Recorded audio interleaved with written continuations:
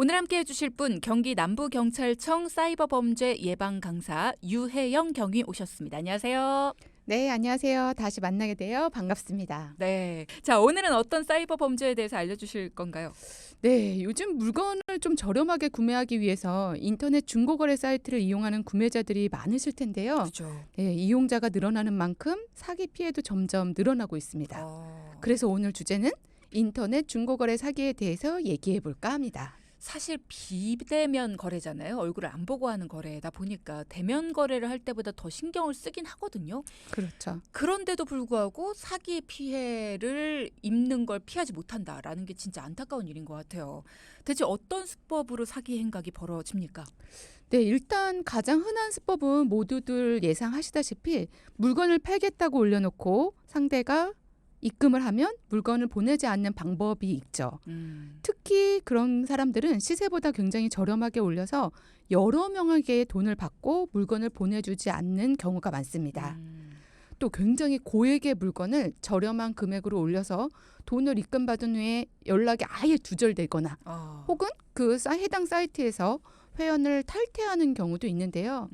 또 최근에는 제 친구가 당했던 수법인데 이제 여러 가지 금액권이라든가 백화점 상품권 등을 굉장히 저렴하게 30%나 40% 할인 금액으로 올려놓는 경우를 보신 분들이 아마 계실 텐데요.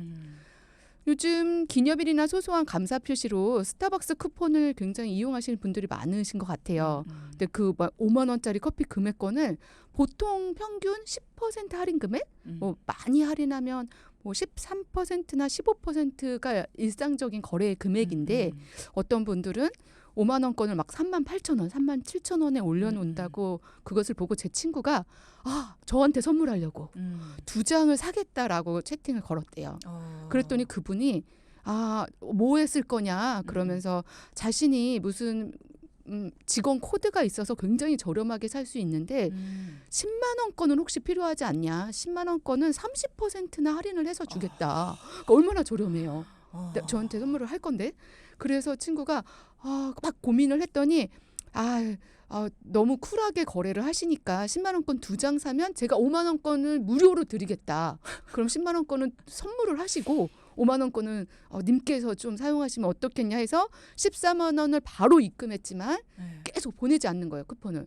그래서 빨리 보내달라니까 잠시만요. 이 코드가 뭐 잘못돼서 빨리 보내주세요. 이러시면 신고할 거예요. 잠시만요. 잠시만요 했지만 결국은 못 받아서 신고를 저랑 이제 얘기를 해서 무조건 신고를 하자 해서 신고를 했고요.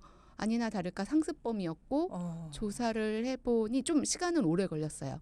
조사하는데 왜냐하면은 이제 온라인 거래다 보니 그 지역에서 피해를 입으신 분들도 있지만 이제 다른 지역에서 피해를 입으신 분들도 그거를 다 취합해서 그 피해자가 사는 지역에 있는 담당 경찰관에게 다 보냅니다.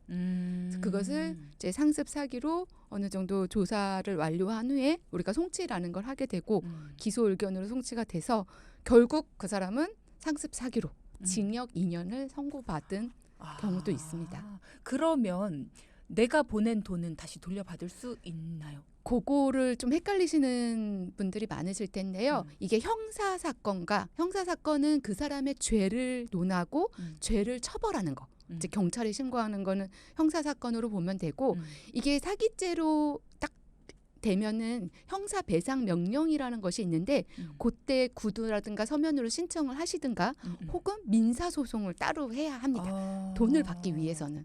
그런데 그것도 이제 형사배상명령도 다 이제 판결이 되는 경우 있고 안 되는 경우가 있습니다. 조금 별개로 보시면 돼요. 그렇죠. 민사소송을 하면 또 소송을 거는 비용이 또 들잖아요. 그렇죠. 어쨌든 소송 비용을 그 사람에게 나중에 이제 물도록 하게 한다 하더라도 어쨌든 이게 소송까지 갈 만큼 큰 금액이라면 모를까. 이게 뭐 10만 원, 20만 원 이 정도라면 하고 그냥 넘어가는 경우가 많을 것 같아서. 그런 경우도 많이 있습니다. 맞습니다. 그렇군요. 일단은 시세보다 너무 싸게 판다. 그리고 이분 같은 경우에 방금 말씀 주신 사례 같은 경우에는 의심할 수밖에 없는 게 본인도 어쨌든 직원 코드를 입력하고 싸게 사는 걸 텐데 싸게 사는 건데 5만 원권을 얹어서 주겠다. 네, 하지만 사는 사람 입장에선 이게 선물하기도 좋고 정말 내가 좋은 기회를 잡았구나라고 하고 속는 경우가 꽤 많았고 그렇군요. 아까 같은 그 사람도 주말마다 그렇게 한 피해자가 한 20명에서 30명의 피해자들에게 이런 상품권 사기를 해서 한 6개월 정도 후에 결국은 잡히게 됐는데 그렇게 그래요. 일상생활을 했던 사람이었더라고요. 진짜 의심을 좀 해봐야 됩니다. 시세보다 너무 싸다 그러면 이건 의심해야 되는 거예요. 또 카드가 아닌 현금으로 보내면 더 싸게 해주겠다. 현금 거래를 유도하는 경우에 특히 조심해야 된다고요. 네, 우리가 대형 가전이 좀 고액이잖아요. 뭐 이렇게 오프라인 매장에서 보면은 좀 고액이라 우리가 온라인으로 좀 검색을 하게 되는데요. 피규어 검색을 하다가 정말 좀 최저가가 나와서 제가 이제 구매를 하죠. 사람들이 구매를 해서 카드 결제를 합니다. 그런데 갑자기 내 문자가 옵니다.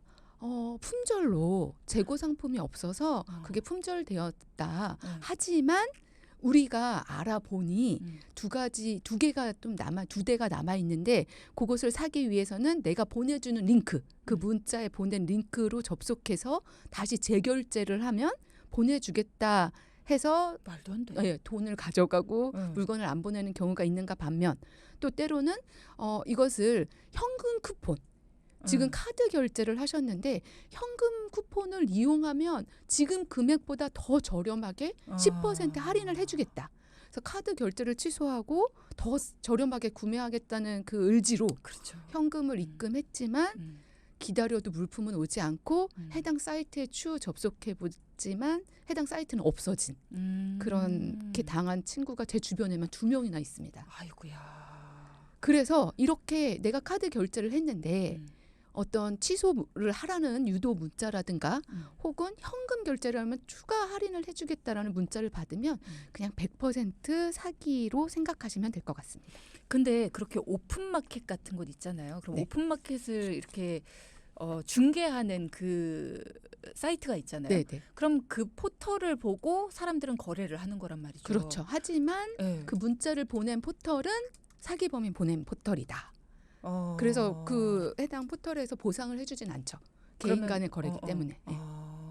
실제로 그 포털에서 거래를 하는 곳이지만 만약에 그걸 사기를 내가 당했어요. 취소를 한 거잖아요. 결론은. 네. 그렇죠. 새로운 네, 그렇죠. 사이트를 새로운 보내준 곳에서. 거니까. 네. 그렇구나. 보통 인터넷에서 중고로 물품 거래를 할 때 상대가 송장 번호를 보내요. 그렇죠. 보냅니다 하면서 그러면 좀 안심을 하는 편인데 그것도 끝까지 믿으면 안 된다 그러더라고요. 네. 사기범들은 참 지능범이에요. 그래서 지능범죄인가 봐요. 머리가 좋습니다. 이렇게 물품 거래인 경우 택배 포장 사진을 보내요. 포장 잘했습니다. 혹은 송장 번호 사진을 찍어서 보내서 구매자를 안심시키는데 네. 근데 구매자는 계속 기다리는데도 택배가 오지 않으면 어떻게 하시겠어요? 당연히 뭐 번호 검색해 보겠죠. 번호 검색했는데 때로는 없는 번호로 나온다거나 혹은 이미 배송 완료로 뜨는 경우가 있는데 이럴 때 조직적인 사기인 경우에는 죄송합니다. 택배가 잘못된 것 같다. 알아보겠다고 하면서 이게 저희가 금액 택배비가 좀 부족한 것 같다고 해서 더 요구하는 경우도 있고요. 택배 비용이요? 네, 택배비가 뭔가 잘못돼서 안 된 것 같다. 혹은 재입금을 요구한다거나 어떤 수수료를 요구하는 경우 있는데 이런 것도 무조건 사기로 보면 되고 또 어떤 사기범들은 차일피일 미룹니다. 죄송합니다. 제가 알아보고 있습니다. 하고 지나고 죄송합니다. 제가 지금 알아보고 있는데 제가 주소를 조금 잘못 써서 다른 곳에 있어서 지금 반품 중입니다. 죄송합니다. 하고 일주일 지나서 다른 사람에게 사기를 또 치고 그 사람한테 받은 돈을 신고하지 못하게 입금해서 이렇게 돌려막기 식으로 하는 경우도 있더라고요. 컴플레인 받으면서 정신적 스트레스를 받는 그런 돈으로 차라리 일을 하겠네요. 이 참 그렇습니다. 택배 조회를 하는데 그게 없는 번호로 나온다. 그러면 당연히 안 보낸 걸 텐데 그렇죠. 택배비가 뭔가 문제가 있다. 그러면 뭐 5천 원, 10,000원 택배 그렇죠. 비용 그걸 더 요구를 한다. 네, 요구를 하기도 하고 혹은 주소를 제가 뭐 야. 번지를 잘못 썼네요. 아. 반품 요청을 했습니다라고 거짓말을 하기도 해요. 이야, 대단하군요. 사이버 수사팀이 계시니까 다양한 수법의 중고거래 사기를 많이 접하셨을 거 아니에요? 기억에 남는 사례들이 또 있습니까? 네, 이거 이제 굉장히 조심하시는 분들도 많이 당하는 건데요. 삼자 사기 수법이라는 거 아마 들어보신 분들이 삼자 제법 사기? 있으실 것 같은데요. 네. 네. 이게 사기범이 인터넷 중고 거래 사이트에서 물건을 사려는 사람이 있겠죠. 무슨 물건 구매합니다. 라고 한 사람, 네. 그 사람을 알고 그 물건이 진짜 있는 사람, 두 사람한테 동시에 연락을 합니다. 그래서 사기범이 그 물건을 살 것처럼 그 물건을 파는 사람한테 접근해서 그 진짜 가지고 있는지 궁금하니까 사진 좀 보내주세요. 계좌번호 보내주세요. 제가 잠시 후에 입금할게요 하고 사려고 하는 사람한테 마치 자기 물건인 양 제가 있습니다. 이 가격 괜찮나요? 흥정을 하고 진짜로 파는 사람의 계좌번호를 안내하죠. 네. 그 계좌로 입금이 되고 네. 그리고 입금했습니다라고 연락을 받으면 사기범이 그 물건은 나에게 보내게 하는 거죠. 그러니까 사고자 하는 사람은 파는 사람한테 이체를 했지만 결국 그 물건은 사기범한테 가게 되는 야, 이런 진짜 삼자 사기. 지능범이네요. 그렇죠. 두 사람한테 연락을 하고요. 이런 경우 삼각 사기 혹은 삼자 사기라고도 하면서 무엇보다 이거는 사기범이 자기 계좌를 사용하지 않고 사기를 친다는 게 좀 특징입니다. 어쨌든 주소가 노출되잖아요. 근데 주소가 그게 어디로 받을지 모르죠. 이것도 진짜 네. 난항이네요. 그렇죠. 그래서 하려면. 이런 경우는 굉장히 주의를 하시는 분들도 속수무책으로 당하는 경우가 있더라고요. 와. 네, 또 그거 또 다른 외에도 사례가 있습니까? 저는 굉장히 다이어트에 늘 관심이 많아요. 네. 모든 여성들의 네, 꿈이죠. 그쵸. 그런데 다이어트 제품이 고가의 제품인 경우가 많습니다. 내가 그냥 현금 주고 사기엔 좀 부담이 맞아요. 되는데 그럴 때 제가 중고 사이트를 보는데 시세보다 훨씬 저렴하게 올려놓은 것을 보아서 이제 거래를 했는데 입금 받아서 잠적하는다거나 이렇게 이제 고액 물품인 경우 그리고 모두가 관심이 많은 그런 물품을 하는 경우도 있고요. 또 요즘 스마트폰 좀 비싸죠. 네. 스마트폰 싸겠다고 연락을 했는데 시세보다 새 상품 완전 출고가 새 상품인데 20-30% 저렴하게 구매했지만 택배를 받고 보니 장난감 스마트폰 장난감 뽀로로 막 노래가 나오는 장난감이 들어있으면서 심지어 쪽지까지 써 있습니다. 저는 분명히 휴대폰을 보냈습니다. 그러니 사기는 아닙니다. 라고 손글씨로 적혀 있었던 사례도 있습니다. 야, 이 사람도 대단하네요. 야. 저도 그런 얘기 들은 적은 있어요. 많은 분들이 아마 보신 사례일 텐데 인터넷 중고거래로 구입을 물건을 했더니 그 안에 택배 상자 안에 벽돌 들어 있었다. 예, 쓰레기가 올 때도 있습니다. 라면이 올 때도 있고 어떤 배달 라면 음식 보내준 사람은 네. 그나마 좀 낫네요. 쓰레기가 있어. 아니면 무거운 책 인생이란 무엇인가? 네, 인생 나는 배워라 누구인가? 이거예요. 네, 이런 정말. 책을 보내는 경우도 당신한테 봤습니다. 배우고 싶진 않다라고 전해주고 싶네요. 이 참 굉장합니다. 이런 인터넷 중고거래 사기꾼들이 특히나 더 노리는 사람도 있고 특히나 더 사기가 활기를 치는 날이 있다고 들었어요. 네, 맞습니다. 우리 중고거래 사이트에 들어가 보면 필요한 물품이 있는 급한 사람이 오히려 구매자가 저 무슨 제품 구매합니다. 구매 원해요. 뭐 판매하고 싶은 금액을 제시해 주세요. 이런 제목을 올리는 급구 뭐 이렇게 네, 해가지고. 그렇죠. 올리는 경우가 있는데요. 사기범들은 이런 사람들한테만 대상으로 접근하는 경우가 있죠. 왜냐하면 그 사람은 진짜 그 물건이 필요한 거기 때문에 별로 의심 없이 거래를 하는 경우가 많기 때문이고요. 또 사기범들은 좀 한 번에 좀 많은 금액을 수확하길 원할 거 아니에요. 그래서 일단 택배 거래가 안 되는 휴일 전날, 뭐 금요일 저녁 아니면은 다음 날이 공휴일인 날 오후부터 작업을 시작하고 휴일에 택배 거래 안 되니 제가 뭐 다음 날 번역해 드릴게요. 평일까지 시간을 끄면서 이렇게 판매글을 보고 연락해온 많은 사람들에게 사기를 치기도 합니다. 그렇군요. 그러면 만약에 거래를 한다 하신다면은 이 휴일보단 평일에 그렇죠. 하시는 게 좀 더 현명하겠네요. 네. 그리고 요즘에 공연이나 콘서트 좋아하시는 분들 많은데 인기 있는 공연들은 진짜 광클이라고 하죠. 순식간에 매진돼서 표를 구하기가 쉽지 않은데 중고거래 사이트에 사정 생겨서 공연을 못 가게 됐다. 웃돈 받고 공연표 양도한다. 이런 내용들 진짜 많더라고요. 이것도 피해 사례들이 많습니까? 아, 네. 많이 있습니다. 이렇게 좋아하는 가수 아니면 기다렸던 유명한 뮤지컬 콘서트 예매가 진짜 말씀하신 대로 광클, 뭐 30초 컷, 1분 컷 순식간에 매진되는 경우가 많은데요. 네. 이렇게 티켓 구매를 위해 중고거래 사이트를 검색하시는 분들이 많은데 티켓 양도 사기는 크게 4가지로 좀 설명드릴 수 있을 것 같아요. 먼저 공연 티켓 또는 예매 페이지를 위조해서 아예 판매하는 수법. 네. 또 정상적으로 양도하는 표를 양수하는 척 하면서 예매 인증 사진을 받은 후에 해당 이미지와 예매자의 신상을 도용해서 양도 글을 올리는 수법. 상대방 이제 도용해서 올린다거나 혹은 무통장 입금 예매 확인 페이지로 예매 성공 인증을 한 뒤에 양수자에게 티켓 값을 받은 후에 바로 내가 예매를 취소하는 방법. 네, 취소해버려요. 그럼 이중으로 돈을 받는 거죠. 아, 본인이 네. 예매를 해놓고. 그렇죠. 또는 한 장을 내가 갖고 있어요. 혹은 2장을 갖고 있는데 그걸 여러 명에게 판매하고 잠적하는 수법으로 나눌 수 있을 것 같습니다. 야. 그래서 여기서 주의할 점은 이렇게 티켓을 양도받을 때는 양도자와 계좌 명의자 또 티켓 예매자의 이름이 일치하는지 좀 확인이 필요하고요. 네. 거래하는 사람의 전화번호나 개인정보를 받은 후에 거래를 진행하고 혹은 이렇게 오픈 채팅이나 DM으로 연락을 주고받은 경우에는 추후에 내가 사기 거래였다는 걸 안 다음에 연락을 하려고 하면 그 연락 수단이 사라져서 연락을 할 수 없는 경우가 있습니다. 그래서 반드시 전화번호라든가 좀 확실히 확인할 수 있는 것을 바꿔서 거래하는 게 좋고요. 또 돈을 입금하기 전에는 더치트나 사이버 경찰청의 사이버캅 혹은 노스캠에 계좌번호와 전화번호를 조회해서 확인을 하셔야 합니다. 이게 그런 게 좀 있었으면 좋겠어요. 한 번 이게 중고 거래를 저도 해봤지만 네. 중고 거래자 입장에서는 그러니까 내가 물품을 사는 사람 입장에서는 내가 돈을 보냈다가 물건을 안 주면 어떡하지?